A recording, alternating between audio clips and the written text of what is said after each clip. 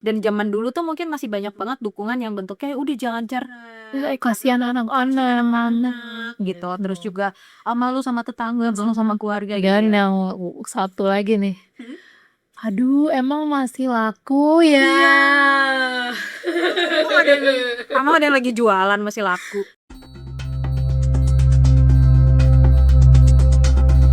Halo, selamat datang di DM kita aja. Oke, hari ini bahas DM apa yang masuk? Oke, sekarang kita ada satu DM yang sangat menggelitik ya. Dia bilang gini, Mbak Bunga, aku ini kok pengen jadi janda ya, tapi aku belum nikah ya Mbak. Ini DM of the year mesti ya guys. Iya, pengen jadi janda tapi belum nikah, terus mau menceraikan siapa?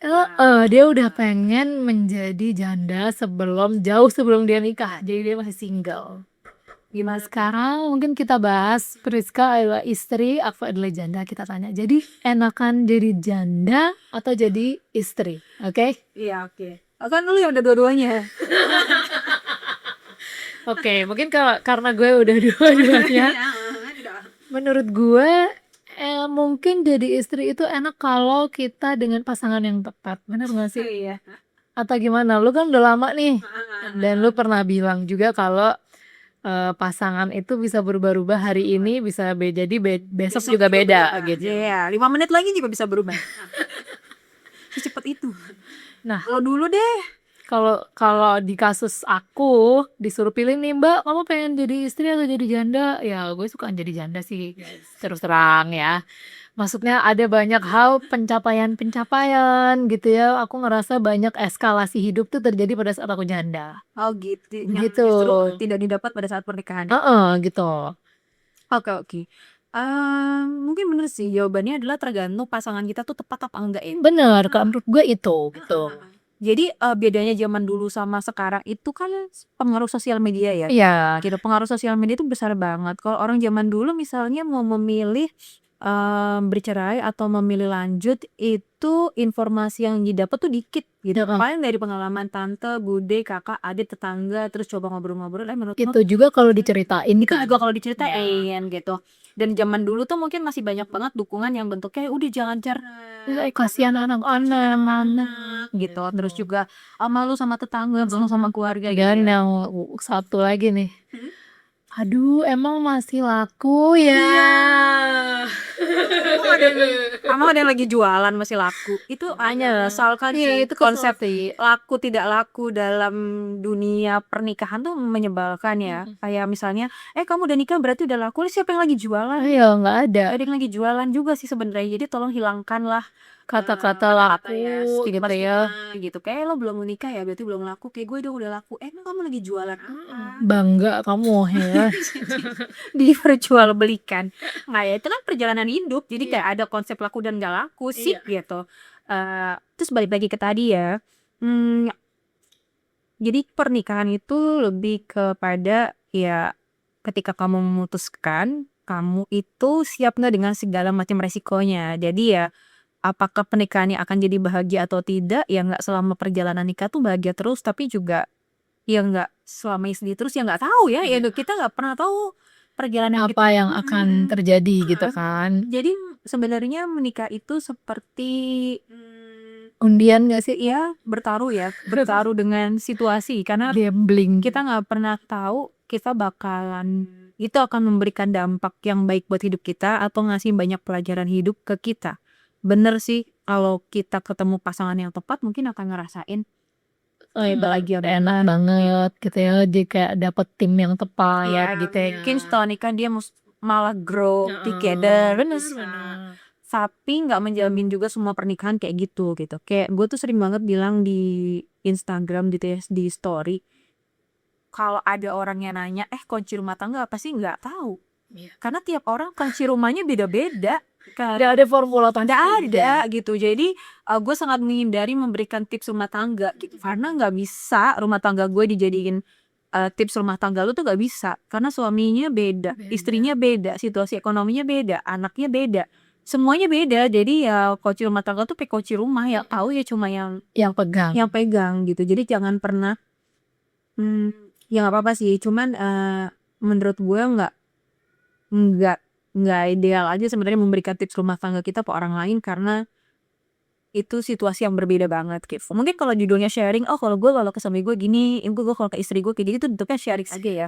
Tapi gue Bukan nggak tahu ya, menggurui gitu maksudnya ya. bukan menggurui dan nggak mesti ditiru, karena belum tentu itu works buat lo gitu. Itu mungkin works buat gue, tapi itu Tapi mungkin belum tentu cocok gitu Iya. kan. Sama misalnya kayak banyak banget diskusi-diskusi gitu di sosial media. Oh ya, biar suami kamu betah di rumah, tuh kamu harus ngelayanin dia, harus menghina dia mendandan, harus dandan gitu. Itu juga ya mungkin itu berlaku di keluarga kamu gitu.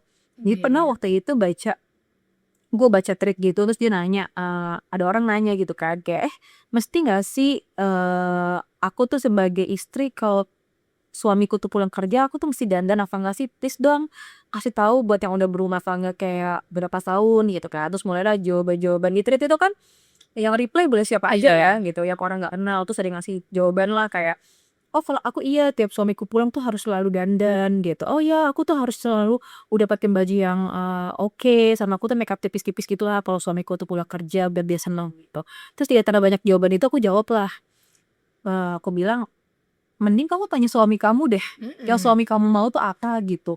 Karena bisa jadi ternyata dia nggak butuh Kita dandan lengkap.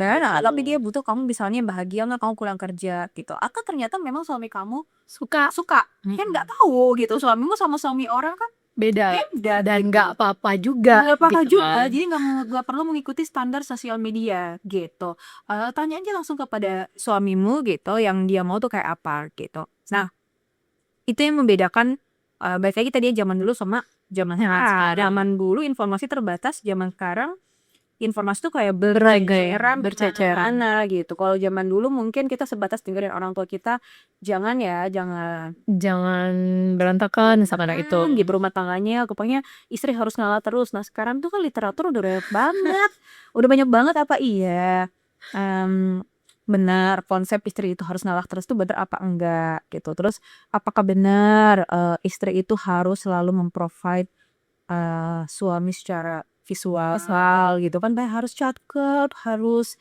cantik, harus wangi, kalau enggak nanti suaminya Ya kabur, terus kita gitu. yang disalahin ceweknya Sekarang gitu. kayaknya udah nggak eranya ya menyayangkan perempuan atas komisi rumah tangga, karena rumah tangga tuh kan kayak dance take to tango. Iya ya, it takes two to tango. Apa sih? It takes two to tango. Nah itu ya. Coba nanti Jadi ditayangin butuh dua orang. butuh dua gitu orang kan. ya, butuh dua orang untuk berdansa tango gitu kan.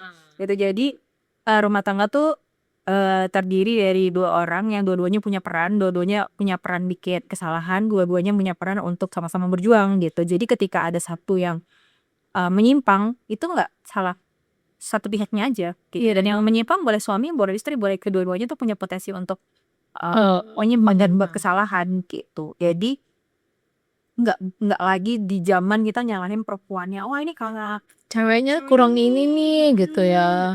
kurang dandan Bahkan nih. masih sering banget dengar kayak, iya kamu sih nggak jaga badan itu. Itu Menurut gue itu sedih iya. gitu. Berarti kalau laki-laki nggak jaga badan tuh boleh? Boleh mungkin menurut Iya, menurut gitu society mengizinkan gitu. mengizinkan. Sementara Padahal cewek juga seneng loh lihat yang cakep. sempurna kan, maksud gue yang badannya rapi ya kan. Ya Brad Pitt masih ikut ya. Iya. Beckham masih Iya. terus nggak boleh gitu kalau cewek berpikir Begitu. kan sama aja gitu. Kalau cewek cowok punya potensi untuk suka melihat visual yang baik, sebenarnya cewek juga punya potensi untuk melihat visual yang baik gitu. Artinya harusnya nggak disalahin satu pihak, oh kamu nih rumah tangganya berantakan gara-gara ceweknya nggak dandan. Iya, cowoknya gimana? Terus iya betul, terus kadang suka lah digunakan bungkusan yang agak elit dengan cowok itu makhluk visual loh. Menurut ya kan? Menurut Anda lah, perempuan itu tidak tergila-gila ya. Cewek-cewek kalau tergila-gila sama K-pop kayak apa kan? Sama tuh, sama. Jangan apa sih menyukai visualnya gitu. Kita juga suka kok, masih suka kan lihat makhluk-makhluk Tuhan yang cakep juga. Ya suka juga gitu. Cuma ya kembali lagi Oke. society itu suka apa ya, masih mengizinkan untuk perempuan jadi tempat yang salah dalam situasi Betul. ini gitu. Dan mungkin yang diidamkan sama yang DM tadi itu, gue pikir-pikir lagi, gue tuh sampai memikirkan itu berhari-hari gitu ya. Gue pikir, oh mungkin apa yang dia idamkan tuh adalah powernya nggak sih, freedomnya nggak sih? Yang padahal sebenarnya kalau kacamata kamu salah tentang istri, ya kamu akan menggambarkan istri itu yang terpenjara oleh suaminya dan lain sebagainya gitu nggak sih, Uris? Sementara yang dia idamkan ya mungkin lihat janda, oh gila nggak ada yang berkuasa atas dirinya ya. Sebenarnya harusnya jadi istri juga gitu, ya nggak sih? Iya, Gitu. iya. Jadi perasaan tadi perasaan Dep tadi ya, Heeh. pengen sejederai, Tapi pengen jadi janda sebelum nikah. nggak bisa, cara jadi janda nikah dulu ya. Iya, gitu. Harus menemukan dulu pasangannya baru bisa jadi janda ya. Ya sebenarnya itu adalah perasaan takut ya, perasaan takut karena memang banyaknya informasi-informasi yang beredar tentang karena kan di zaman sekarang ya kayak gila lah isinya kan lu tuh nggak ada masalah banget sama perceraian Iya. gitu. Perceraian itu bukan lagi aib, perceraian itu bukan sesuatu yang harus ditutupin ya santai aja, Santai harus aja. jalannya harus begitu ya Bu, Gitu ya. ya. Kan Ya banyak jalanin aja. jalan aja dan kan gak cuma lo doang banyak juga Iya. perempuan-perempuan yang speak up. Banyak banyak. Jadi banyak akhirnya banyak perempuan-perempuan single yang terpapar informasi tentang kok perceraian banyak banget gitu. Jadi takutlah menikah itu. Ya sebenarnya nggak perlu takut menikah sih, berhati-hati iya, tapi takut sih nggak perlu ya. Aku tuh nggak perlu karena jalan hidup kamu belum tentu sama yang kamu lihat juga di Instagram gitu ya.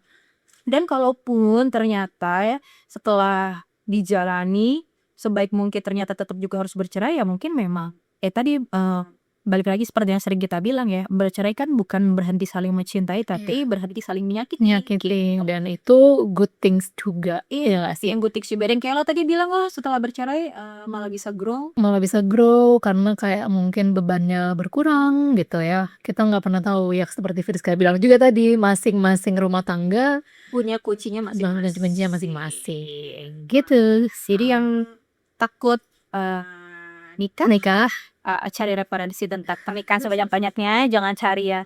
Maksudnya jangan cuma yang bercerai aja, tapi cari juga pasangan-pasangan yang takdirnya memang bisa bahagia bersama gitu. Jadi ya cari aja referensi baik buruk positif negatif dari segala sisi lah. Jadi kalian sendiri yang memutuskan apakah tetap berani melanjutkan pernikahan atau memutuskan untuk single dulu nggak apa-apa juga.